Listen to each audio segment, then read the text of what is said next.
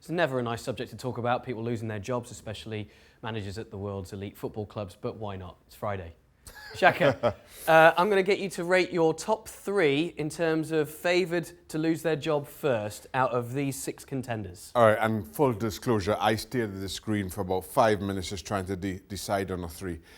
In the end, I went for the 3 managers of the 3 English clubs. And just to explain why the other 3 were omitted, Barcelona sitting top of La Liga, Zidane a point back. Inevitably, the comparison between those two is simply a head-to-head. And I think Real, close enough to Barcelona, both in good positions in the Champions League to go through. So I don't see any major shake-ups between those two right now. Similarly for Borussia Dortmund, and as much as they currently sit 6th in the Bundesliga, they're only fifth, 3 points back of Mönchengladbach, who are top, and just as importantly, only 2 points back of Bayern Munich, who currently sits 2nd. And as much as they lost to Inter in the last game, they're now at home to Inter in the next Champions League game. They then go to Barcelona and have Slavia Prague at home. They win those 2, Inter and Slavia Prague at home.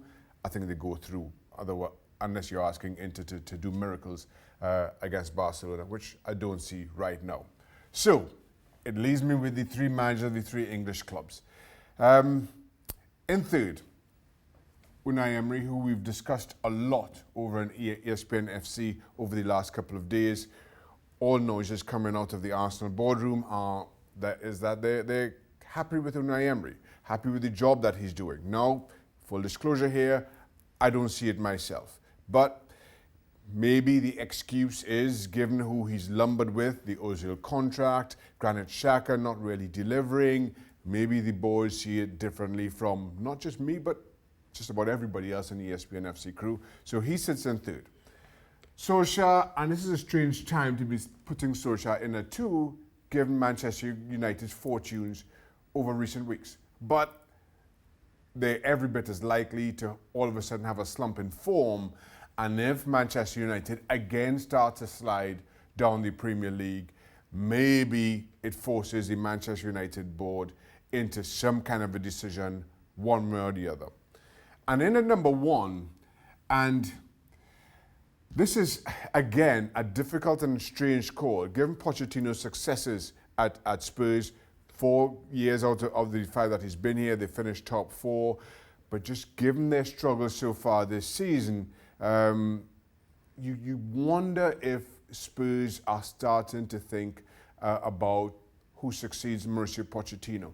Now, there's no obvious name that jumps out there. I'm sure we'll have Mourinho's agent banging on the door to succeed Pochettino. He seems to be banging on every door that there's speculation around the manager. But that doesn't make sense for me.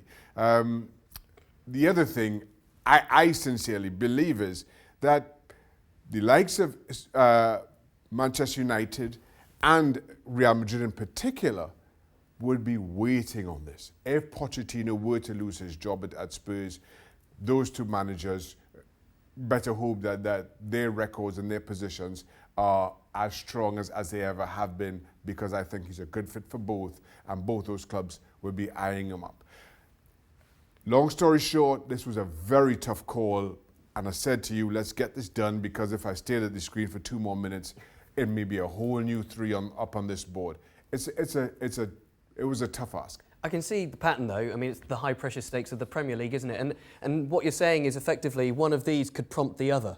That's right, especially Pochettino. If Pochettino steps away, I think, as I say, in particular Manchester United, would be wondering, would be keen to take Pochettino.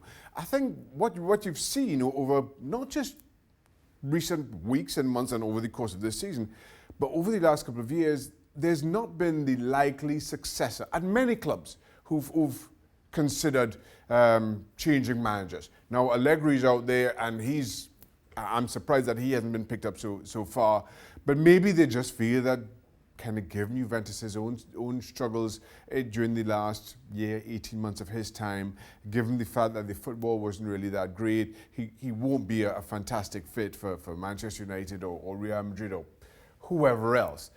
Again, I don't necessarily see that, but you can imagine that's their thinking.